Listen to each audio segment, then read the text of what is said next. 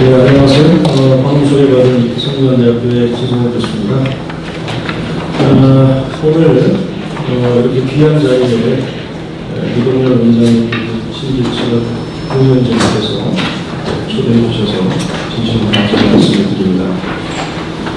저에게 원래 주어졌던 그 관제의 제목은 여러분께서 아마 말씀을 드리셨다시피 표현의 자유가 이 정부에서 얼마나 억압되고 있는지에 관한 실태를 좀 말씀해달라 이렇게 말씀을 저한테 주셨는데, 저희는 아시다시피 이 사회학자나 언론학자가 아니고 법학자입니다. 그래서 실태에 대해서는 아마 언론학자들이 훨씬 더 잘 아실 것 같고, 사실적인 실태보다는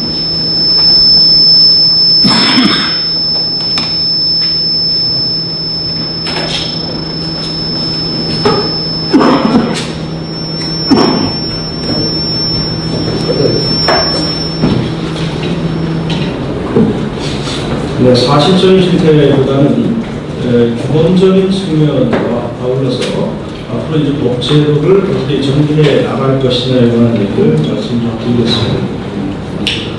또 한 가지, 원장님께서 저한테 억압 실태 이렇게 말씀하셨는데, 크게 제가 헌법 거의 이런 거는 다 잘 알고 계실 것이라서 좀 약하도록 하고요.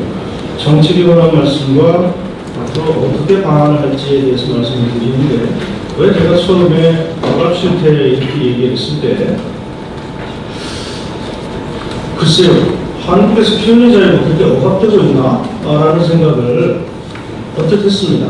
왜냐하면 이게 오늘 아침에 제가 추가한 자료인데요. 아침에 보니까 대학생 단체에서 김정은을 겸손한 민족을 하나로 보는 동포에 이런 표현을 해도 지금 전혀 어떤 처벌도 거의 어떤 비난도 언론에서 크게 받고 있지 않는 것 같아요. 그래서 제가 아침에 보도한 것을 쭉 보니까 그다지 여기에 대해서 무감각한 것이 아닌가 이런 생각을 하고 있습니다. 아까 대표님께서는 말씀하셨지만 어느 한쪽에는 굉장히 불쌍한 잣대를 이렇게 대하면서 또 어느 한쪽에는 우리 여기 존경하는 고영주 전 이사님께서 오셨지만 제가 대학에 오기 전에 지금 방통위하고 방송통신심의위원회로 갈린 방송위원회에 근무를 했었습니다. 사실은 제가 오늘 발제하기가 참 조심스럽습니다. 왜냐하면 지금 방통위하고 방송통신심의위원회 제 후배들이나 동료 선배들이 보면 제가 참 아픈 발표를 해야 되는데 참 많이 고심이 됩니다. 그러나 그럼에도 불구하고 제가 보기에는 이렇습니다.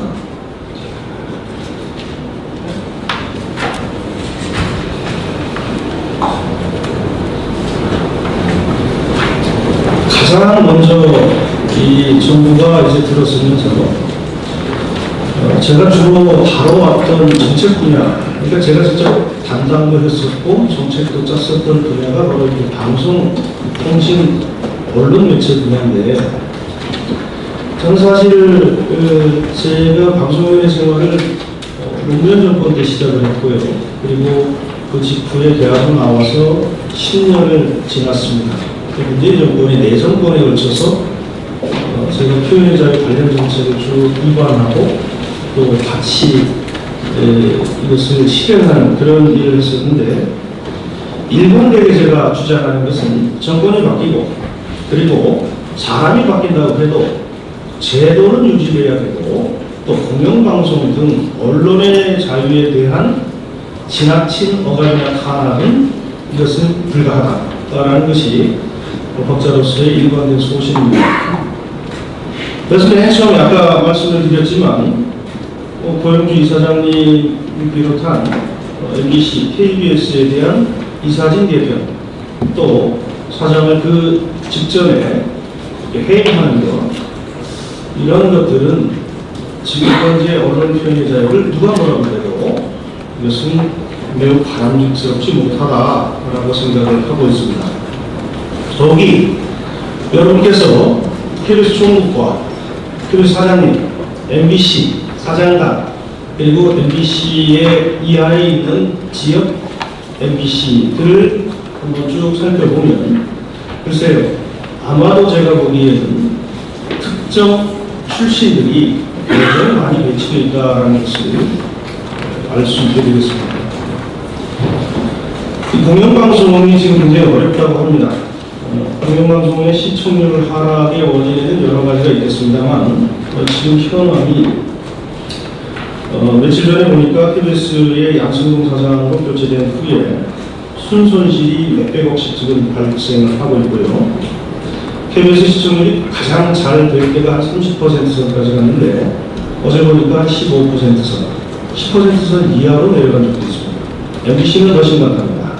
MBC는 1%대의 이 시청률을 연속으로 기록한 적도 있을 정도로 굉장히 심각한 시청률 하락과 그리고 경제적인 문제에 봉착하고 있습니다.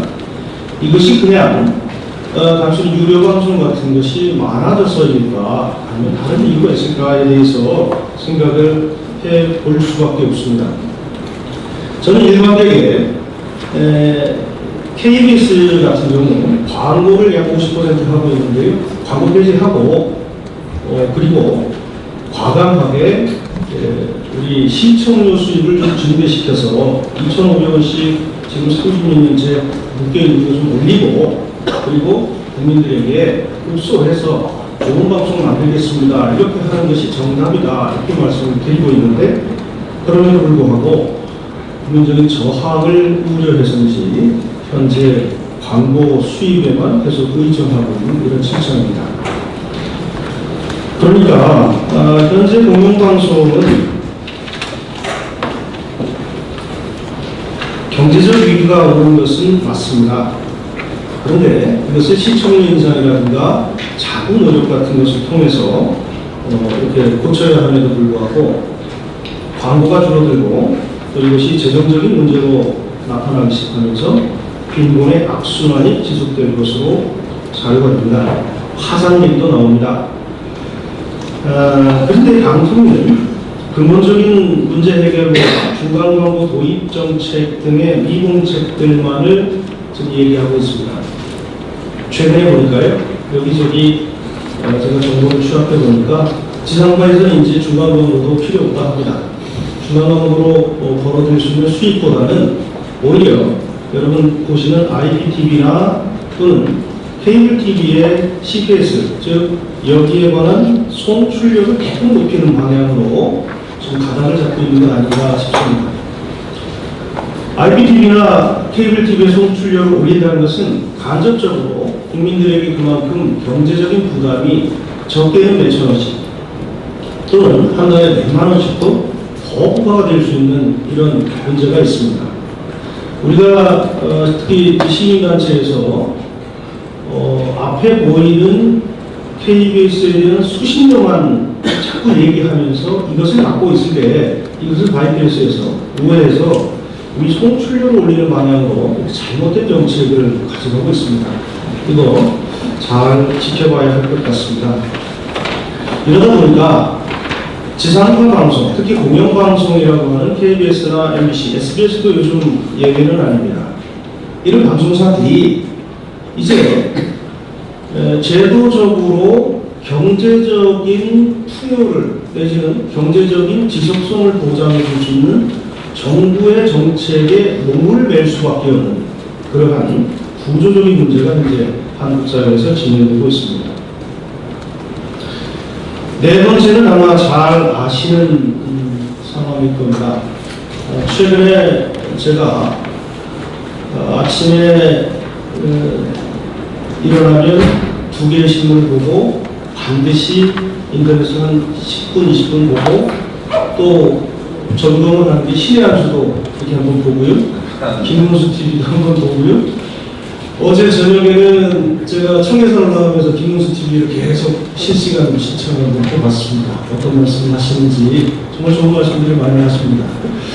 종편 채널에 이렇게 많은 좋은 그런 패널들, 약간 사회에서는 막말이라고 할 수 있는 그런 말씀들을 하시는데요.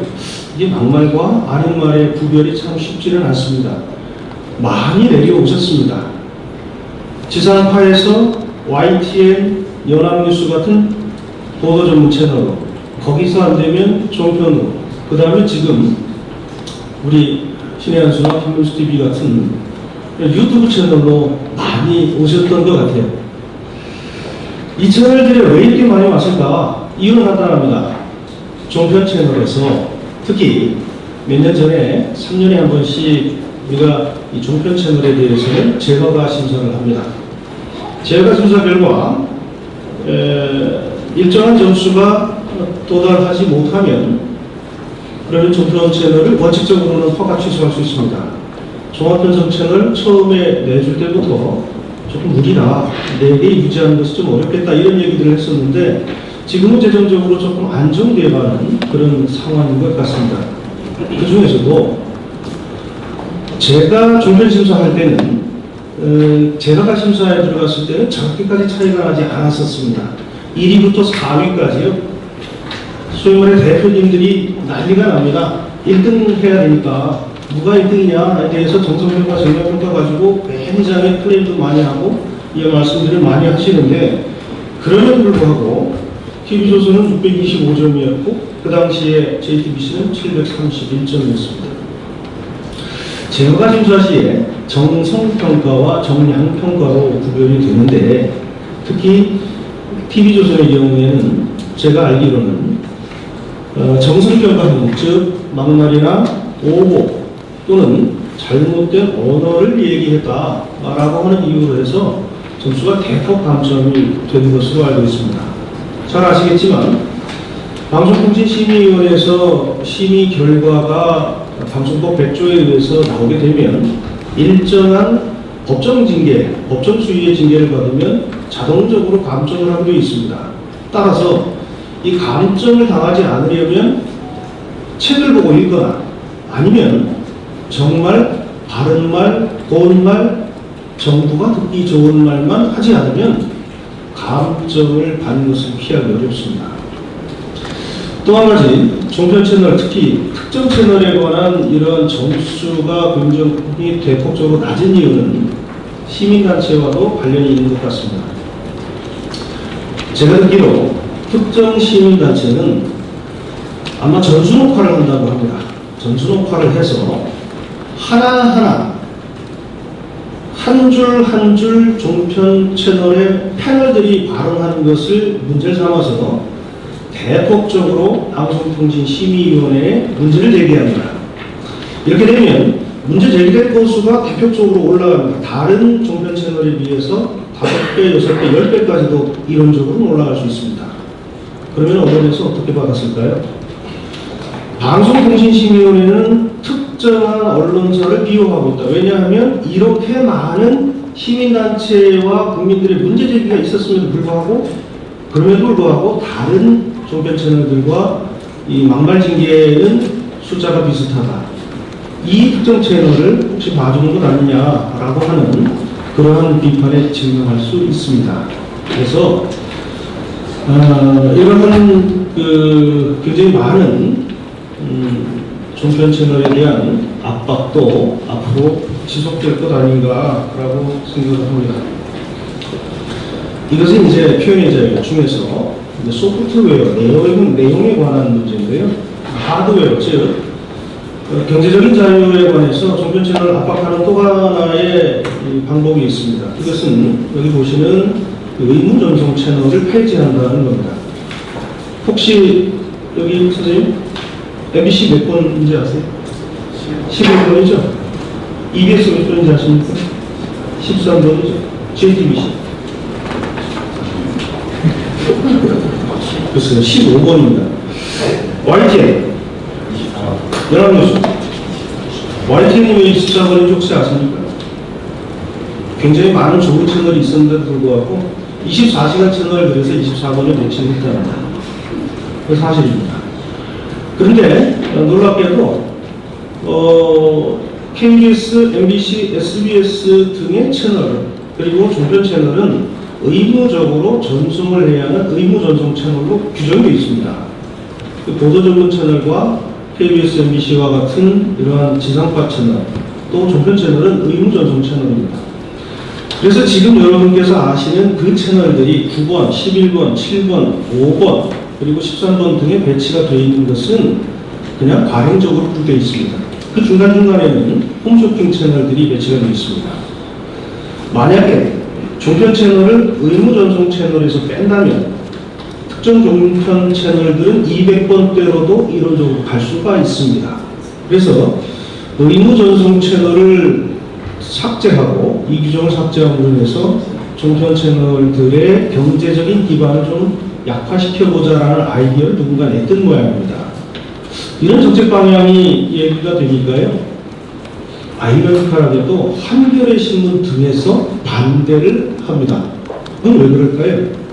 아하, 종편이 혹시 하나 더 생길 수도 있겠구나. 그러면 한국에 생기는 이 종편들도 의무 전송 채널의 혜택을 받아야 되기 때문에 그렇다면 이것을 없애지 말자라고 하는 이런 논의가 아이러니컬하게도 지금 발생을 하고 있습니다. 이 문제, 연합뉴스에 관한 문제는 최근에 여러분께서도 아마 뉴스를 접하셨을 거라고 봅니다.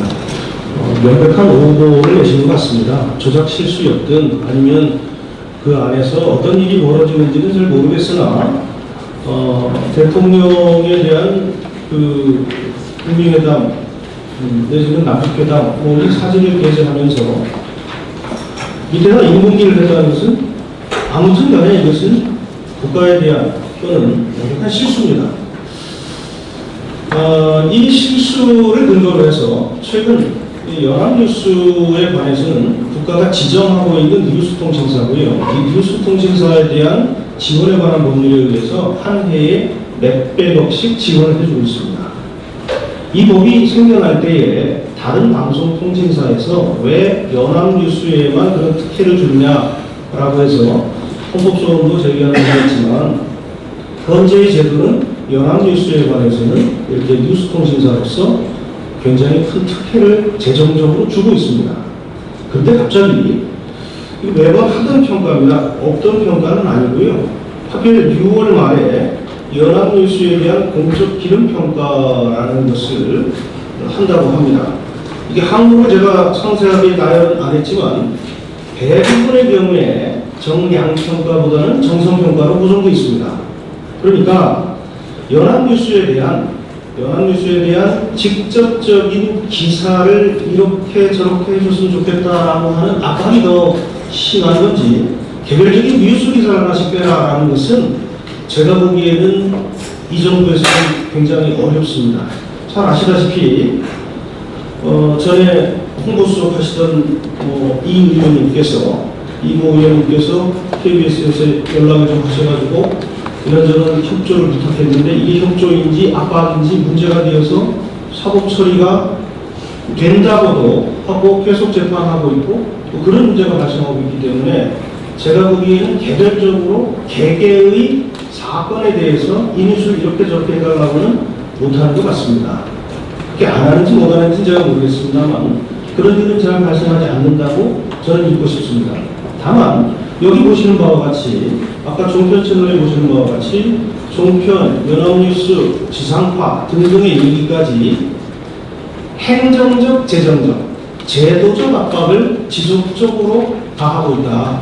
저는 제가 보기에 오늘 여러분께서 상상하시고 생각했던 문재인 정부의 표현의 자유의 억압 내지는 압박, 개별적인 기사에 대한 수정 지시 이런 것도 되게 중요하지만 이러한 행정적, 재정적, 제도적 이런 문제점들이 더욱더 중요한 것 아닌가 이런 생각을 하고 있습니다. OTT라고 혹시 들어보셨는지 모르겠습니다. 지금 우리 신현식 대변인의 신의 한수라든가 김문수TV라든가 이런 것들을 저희 전문가들은 OTT라고 부릅니다. 이것은 기존의 방송법이나 통신법의 영역이 관하지 못하는 인터넷을 통한 동영상 서비스 자체를 가리켜서 OTT 서비스 이렇게 얘기하는데 두 가지로 분류할 수 있습니다. 하나는 지금 여러분 잘 아시는 넷플릭스나 또는 뭐 구글이라든가 애플 TV 이런 큰 회사들, 다국적 기업들, 네이버 뉴스 이러한 기업들에서 상시적으로 하는 이런 프로그램들이 있습니다. 이것들을 어떻게 다룰 것인가에 대해서는 아직 방송통신법에서 확정적으로 법학자들 사이에서도 많은 문제가 제기되고 있기 때문에 지난 정부 때 저희들이 통합방송법이라는 것을 들이면서 여기다가 이제 조금 담아드렸습니다. OTT는 전반적으로 빠져 있습니다. 즉 개인의 인터넷 방송의 영역을 방송이나 언론처럼 격장시키면 되게 좋습니다. 그런데 그렇게 되면 물적인, 인적인 또는 재정적인 어떠한 뒷받침을 해줘야 되거나 또는 그것을 요구해야 됩니다. 그것이 되게 어려운 것이 현재의 이 OTT 서비스, 특히 유튜브 방송들입니다. 그래서 이것을 어떻게 다룰 것인지에 관해서는 행대적으로는 아직 결론이 안 났습니다. 그런데 제가 보기에 이걸 어떻게 다루냐에 따라서 지금 여기 앉아 계신 OTT 서비스 하시는 분들의 운명도 결정될 겁니다. 만약에 강하게 압박하면 표현의 자유가 내용적으로가 아니라 재정적으로 그 기반을 소멸시킬 것이기 때문에 지속적으로 방향하기 어려우실 겁니다. 내용적으로 한번 보겠습니다. 제가 보기에 유튜브 등은 아직 개인의 표현의 자유 영역입니다. 잘 아시다시피 지금 현재 우리나라 인터넷 신문은 신문법에 의해서 인터넷 신문도 신문이기 때문에 최근에 제가 이런 바로는 해마다 계속 늘어나니까요.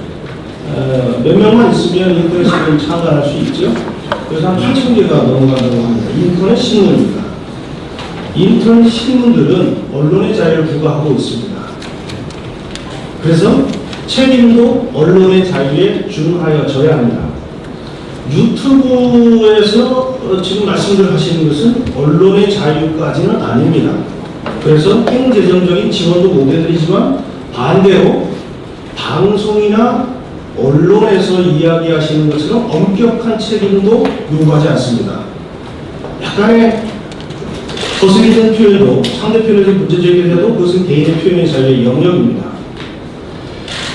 그런데 최근에 아까 우리 부의장님께서도 말씀을 하셨지만 방송통신위원회 작년 재작년에요. 정부에서 이것을 강하게 압박해야 되겠다. 가짜뉴스들이 너무 많다. 그래서 가짜뉴스 대책법을 만들어라. 그래서 방통위에서 이호선 위원장께서 갖고 나오셨어요. 국무회 적산에 가서 보고를 했더니 정부에서 종합적으로 하는 것은 부담이 된다. 그래서 방통위에서 여기에 대한 대책을 따로 마련해라. 1년을 고민을 했답니다. 그래서 방통위에서 마련을 아니요. 본인들이 직접 하기에는 표현의 자유를 문제가 되니까 자율협의회를 만들어가지고 이 자율협의회라는 명목으로 가짜 뉴스를 유튜브에서 가려내겠다는 아이디어를 현재 이야기를 하고 있습니다. 이게 만약에 실행이 되면 여러분에게도 방송통신심의위원회뿐만이 아니라 오늘 갑자기 유튜브 인터넷방송 자율심의위원회에서 공문이 올 겁니다. 삭제하십시오. 삭제하는 고발하겠습니다. 이것을 누가 조직하고 누가 이끌어가는지에 대해서는 겉으로 보면 민간단체화되고 있습니다만 과연 이것이 민간단체로 끝날 것인가에 관해서는 저는 굉장히 의심스럽다고 생각합니다. 마지막으로 우리나라 단체 또는 우리나라 유튜버들에게만 이렇게 합니다. 해외 서비스 근거지를 데이터베이스 근거지를 두고 있는 구글 등의 사업자에 대해서는 여전히 거두고만 하고 있습니다. 그러니까 형평성의 문제가 대단히 심각하게 발생하고 있는 것입니다. 아까 말씀드렸다시피 이렇게 됩니다. 개개의 표현의 자유에 대해서는 규제를 할 수가 없으니 아예 접속을 특정한 언어를 쓰거나 특정한 표현을 하면 차단하자. SNI 서버를 차단하자. 이런 아이디어도 나오고 있는 것 같습니다. 앞으로 여러분께서 지속적으로 좀 관심을 가져주셔야 될 것 같습니다. 결론을 좀 맺겠습니다. 개인의 표현의 자유는 아까 말씀드렸다시피 내용적으로도 개별적으로 침해당할 수도 있습니다. 그러나 앞으로 여러분께서는 구조적이고 정책적이고 장기적인 차원에서 발생하는 표현의 자유에도 굉장히 많은 좀 관심을 가지셔야 됩니다. 당에서도 상당히 많이 지금 신경을 쓰고 계시겠지만 5G 비롯해서 5 문제, 오늘 제가 드리고 싶은 말씀은 굉장히 많지만 표현 자유만 한정해도 종합적이고 체계적인 또는 형평성 있는 규제들이 필요합니다. 그렇지 않으면 국민들이 규제 자체에 대한 형평성을 의심하게 되고 규제의 정당성에 근거가 상실되게 됩니다. 또한 구글 등의 해외 사업자에게도 우리나라 네이버나 우리나라 ISP들의 동일한 그러한 규제적 기준을 마련해야만 우리나라에서 사업하시는 분들이 피해를 보지 않습니다. 이런 여러 가지 것들을 향후에 고민을 해주셨으면 좋겠다라는 말씀을 끝으로 제 말씀을 마치도록 하겠습니다. 감사합니다.